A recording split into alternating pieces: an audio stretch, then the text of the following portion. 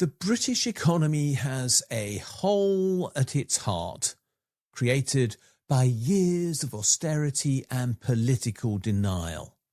Public services are crumbling, investment is missing, and living standards have stagnated. Yet the government insists that the problem is a lack of money, when in fact it's a lack of courage. The so-called black hole in the public finances is a myth used to justify failure. The black hole is not in the Treasury's accounts, but is to be seen in our hospitals, schools and local councils.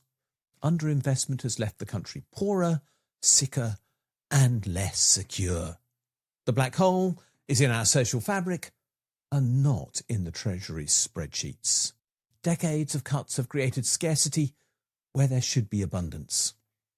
Governments that issue their own currency cannot run out of money. That's the fact that the Treasury ignore every time that they claim there's a black hole. We cannot have a black hole in the UK because there is always enough money for us to pay our bills, so long as Parliament has approved that payment in advance.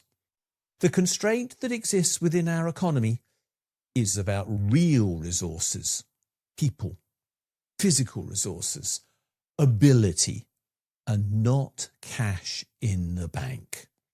When politicians claim there is no money left, they are lying or ignorant. Those are the only two choices we have to make about what they're saying. Fiscal fear, though, is used to silence public ambition. This narrative was created deliberately. Austerity was sold as responsibility, but in fact, it is plain straightforward economic vandalism. The media has echoed the Treasury's household budget analogy, parrot fashion, day in, day out, talking about maxed out credit cards and other utterly meaningless things.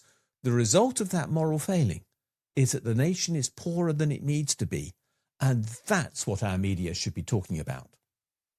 What the black hole hides is the fact that the wealth of the few is still growing. But that wealth growth is hiding the insecurity of most people in this country.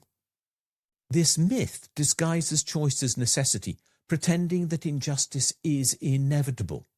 And at the same time, the myth shifts the blame from government to the governed. It keeps power in the hands of those who benefit from scarcity, and it punishes everyone else. But there is a fix that's available. The government could find the money to invest, and I've shown how to in my Taxing Wealth report, amongst many other articles that I have written. The government could find hundreds of billions of pounds by redirecting savings into constructive capital, or by taxing the wealthy more. And although it doesn't need that money to spend, it does need to balance the consequences of that spending, and that's why the programmes I suggest are important. And with the money that it could raise to balance the consequences of that spending, it could invest in people. It could invest in care and housing and green infrastructure and education. In other words, all the things that we need to really grow in ways that aren't just about increasing the wealth of the wealthy, but about increasing the well-being of everyone. We could use fiscal capacity to rebuild public services and social trust. We could tax the wealthy to control inflation and rebalance the economy. We could end the pretense that the national debt is a moral problem when it is anything but that, because it's just a savings account. This is what a courageous government would do. Courage means telling the truth about the government creating money when it spends.